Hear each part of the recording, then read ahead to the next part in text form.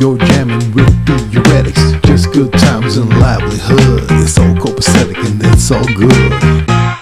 How does it feel when, you know, pinapantasya ka and then like... Big thing noon pag nagpa-sexy ka.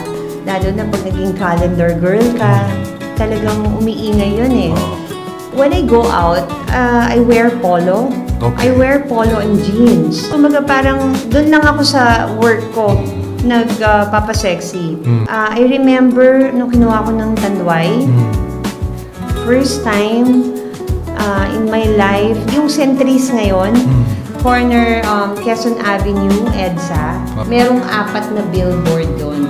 Nung nilaunch ako sa Calendar Girl, doon sa 4 na billboard doon, puro ako. Wow. Ngayon, parang nareklamo yun kasi may nagbangga. Hindi naman nagbanggaan, parang pakatingin ng radyo. Nag-stop na, may stoplight. So, nagbabanggaan.